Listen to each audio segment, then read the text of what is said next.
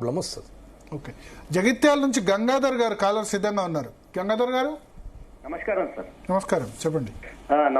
నమస్తే మీకు అండ్ మా డైనమిక్ ఎమ్మెల్యే వెంకటరమణారెడ్డి గారికి.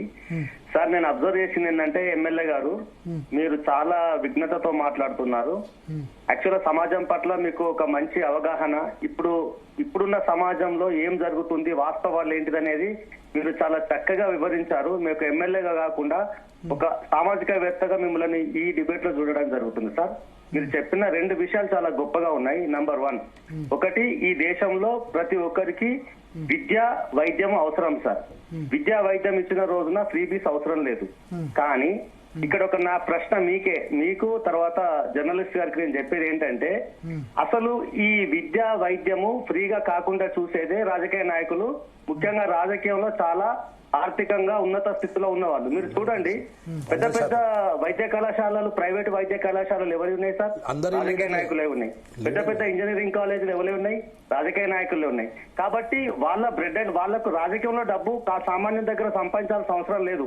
వాళ్ళకు వ్యాపారాలు కావాలి, మళ్ళీ వాళ్ళు గెలవాలి, వాళ్ళ పార్టీ గెలవాలంటే ఇది చెయ్యాలి. దీనికి ముఖ్యంగా మీరు ఇంతకు ముందు నేను అడగాల్సిన ప్రశ్న మీరు సమాధానం చెప్పారు. మీరు డైరెక్ట్ పిఎం మోడీ గారిని అడుగుతానన్నారు. చాలా గొప్ప విషయం సార్. ఈ విషయంలో మిమ్మల్ని అభినందిస్తున్నా అండ్ మీకు చాలా గౌరవిస్తున్నాను. మీరు ఖచ్చితంగా సార్, మీరు ఎప్పుడు హీరో అవుతారంటే, మీరు మీ పార్టీలో, అది ప్రధానమంత్రి స్థాయి పార్టీలో ఈ విషయాన్ని లేవనెత్తినప్పుడు మీరు నిజమైన హీరో సార్. ఇప్పటికీ మా దృష్టిలో ఇట్స్ నాట్ ఏ జోక్. ఒక కేసీఆర్ ను, ఒక రేవంత్ రెడ్డిని ఓడించడం అంటే, మీరు ఇప్పుడు చెప్పారు ఒక మాట, నేను ఎవరిని ఏమి అడగలేదని. మీలో మీ మీద ఉన్న విశ్వాసమే మిమ్మల్ని గెలిపించింది. That's hats off to you. Number 2, ఇక మీరు రెండో విషయం ఏంటంటే సార్, రిజర్వేషన్ల గురించి చెప్పినారు కదా. సో ఏ క్యాస్ట్ లో ఉన్నప్పటికీ కూడా మీరు వ్యాలిడ్ ప్రశ్న లేవనెత్తిన సార్. అదేంటిదంటే, ఇప్పుడు ఫర్ ఎగ్జాంపుల్ బీసీలే కానీ ఎస్సీలే కానీ రిజర్వేషన్లు ఇస్తున్నారు. మీరు అన్నది కరెక్ట్. కుల ప్రాతిపదికన రిజర్వేషన్లు దాన్ని డిఫరెన్స్ చేసి వాళ్ళ దామాషా ప్రకారం వాళ్ళకి ఇస్తే వారి కులాలకెళ్ళి ఒక లీడర్ వస్తాడు. ఇక్కడ జరిగేది ఏంటి సార్, మనం వాస్తవంగా జరిగేది చూస్తే కనుక అది మీదికి చూడడానికి బీసీసీ రిజర్వేషన్లు, ఎస్సీ రిజర్వేషన్ అంటున్నాయి.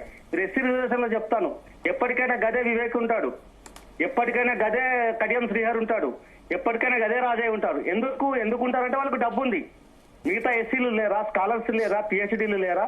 చేసిన వాళ్ళు ఉన్నారు. కానీ వాళ్లకు రాజకీయంలో చేసే అవకాశం రానివారు కూడా. పేరుకే ఎస్సీ. ఈవెన్ మీరు దాన్ని 15 నుంచి 25% చేసినా మళ్ళీ వాళ్ళే ఉంటారు. బీసీలో కూడా పొద్దున జరిగేది అదే. కాబట్టి బీసీ రిజర్వేషన్ 40-50% చేసినంత మాత్రాన మళ్ళీ ఈవెన్ ఎఫ్సీ కంటే డబ్బు ఎక్కున్నోడే వాడు ఎమ్మెల్యే అవుతాడు. ఈవెన్ ఎఫ్సీ కంటే డబ్బు ఎక్కున్నోడు ఉన్నాడు కాబట్టి వాడే ఎంపీ అవుతాడు. సమాజంలో ఏం మార్పు జరుగుతుంది సార్? డబ్బు ఎవడైతే ఎక్కువ ఉండి పెట్టి ఎమ్మెల్యే ఎంపీగా గెలిచినాడో వాడి ఇంట్రెస్ట్ చూపిస్తాడు. అధికారం రాకముందు చెప్పే కథలు వేరుంటాయి, అధికారం వచ్చిన తర్వాత చేసే చేష్టలు వేరుంటాయి. సార్, మీరు మాత్రం కళ్ళు తెరిపించే రకంగా మాట్లాడారు. ఒక లీడర్ గా మేము హ్యాట్స్ ఆఫ్ సార్. ఈ విషయంలో మీరు ఇంకా ముందుకు వెళ్ళండి. మీకు మేము హార్డ్ కోర్ ఫ్యాన్స్ గా ఉంటాం సార్. బికాజ్ చాలా రోజుల తర్వాత ఒక అర్థవంతమైన చర్చ, అర్థవంతమైన మీనింగ్ఫుల్ గా ఒక చర్చ జరిగిందని నేను భావిస్తూ మీకు చాలా సమయం తీసుకుంటున్నాను. దయచేసి థ్యాంక్ యూ వెరీ మచ్. మీరు కూడా దీనికి నాది ఒక్క సూటి ప్రశ్న సార్. మీరు బీజేపీ ప్రభుత్వంలో ఉన్నారు. ప్రజలకు ఉపయోగపడే పనులు మీ ప్లాట్ఫామ్ ద్వారా, మీకున్న అధికారం ద్వారా మీరు బీజేపీ ప్రభుత్వం, కేంద్ర ప్రభుత్వానికి విన్నవించి ఇలాంటి ఒక మంచి సూచనలు చేసి సామాన్య ప్రజలకు, ఈ దేశంలో సామాన్య ప్రజలకు సార్ వాళ్ళు మంచిగా బతికేలా ఒక అవకాశాన్ని కల్పించండి. మీకు సదా ప్రజలు ఎప్పుడు మీ వెన్నంటుంటారు. తర్వాత ముఖ్యంగా సార్ జర్నలిస్ట్ ఆయన యాంకర్ గారికి ఏమంటే సార్, మీరు చాలా మంచి కార్యక్రమాలు తీసుకుంటున్నారు, చాలా అర్థవంతమైన ప్రశ్నలు వేస్తున్నారు. Thank you very much sir.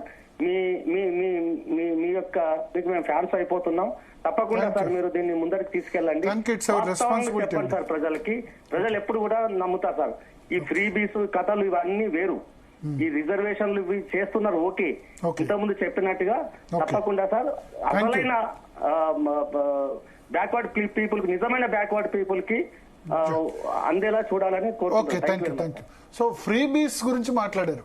ఏంది ఫ్రీబీస్? ఏ ఉండాలి, ఏ ఉండొద్దు? అసలు ఫ్రీబీస్ ఏ ఉండద్దు అంటే మళ్ళీ ఉండాలి ఉండకపోవడం. ఫ్రీబీస్ ఫ్రీగా ఏది? విద్యా వైద్యం ఇస్తే ఏది అవసరం లేదు. విద్యా వైద్యం ఇచ్చినాక ఏది అవసరం చెప్పండి? రైతు బంధు ఒక చిన్న మాట, ఏది అవసరం లేదు. రైతు అడిగిండా మాకు రైతు బంధు ఇయ్యు, మమ్మల్ని బిచ్చపని చేయు, నీ రైతు బంధు కోసం మేము ఎదురు చూస్తాము, మా రుణమాఫీ చేయు, మేము లోన్లు తీసుకుంటామని చెప్పిరా?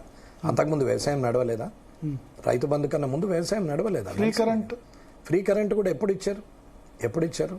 రాజశేఖర రెడ్డి గారు వచ్చినప్పుడు. అంతకుముందు ఎన్టీ రామారావు గారు ఉన్నప్పుడు 5 హెచ్పికి 3 హెచ్పికి లిమిటేషన్ ఫీజు పెట్టిండు. గవర్నమెంట్ హాస్పిటల్లో కూడా ₹1 ఫీజు పెట్టిండు. ఏది కూడా ఫ్రీగా ఇవ్వమని ఏ ప్రజలు అడగలేరు. అవకాశాలు సౌలభ్యాలు ఇవ్వమని చెప్తున్నారు ప్రజలు. మీకు అందుబాటులోకి అన్ని తీసుకురమ్మన్నారు. కానీ ఫ్రీ బీజీ ఇవ్వమంటే ఒక మహిళ విడో మహిళ ఉంది, భర్త చనిపోయింది, భర్త చనిపోయిండు, దురదృష్టం విధవరాలైంది, పిల్లలు ఉన్నారు 2. 2,000 పెన్షన్తో బతుకుతుందా అండి? మరి 2,000 ప్రతి నెల 2,000 ఇస్తున్నాం. 2 ఏళ్లకు 2,000, 5 ఏళ్ల తర్వాత 2,000, 10 ఏళ్ల తర్వాత 2,000. 4,000 చేస్తామని చెప్పారు. ఏమిటికి అది? దేనివల్ల? అదే 2,000 ఇచ్చే బదులు ఆమెకే ఏదన్నా వొకేషనల్ కోర్స్ లాగా ట్రైనింగ్ ఇచ్చేసి వాళ్ళకి ఒక ఎక్విప్మెంట్ ఏదన్నా కొనిచ్చేసి తన కాళ్ళ మీద తను నిలబడే పరిస్థితికి తీసుకురారాదా? గవర్నమెంట్ ఆపూర్తి సాయం చేయలేదా? ఈ స్కాములు, ఈ తినుడు, ఈ ఎమ్మెల్యేల ఖర్చులు, అవిటికి ఇవిటికి, కరప్షన్లకు, అనవసరమైన జీబులకు, డీజిల్లకు, దీనికి కిరాయిలని. నేను ఎప్పుడు కూడా ఫ్రీలో పాల్గొన్నానండి. ఫ్రీ అనేది నేను ఫ్రీకి వ్యతిరేకం. నేను ప్రజలను తిట్టినా నేను చెప్తున్నాను. ఇవాళ విద్యా వైద్యం రెండిస్తే ఒక కూలి పోయే వ్యక్తి ₹200 కూలింది వ్యవసాయ కూలికి. నెలకు 6,000 వస్తాయి. ఆయన ఖర్చు ఏముంటుంది చెప్పండి? రేషన్ ఉంది.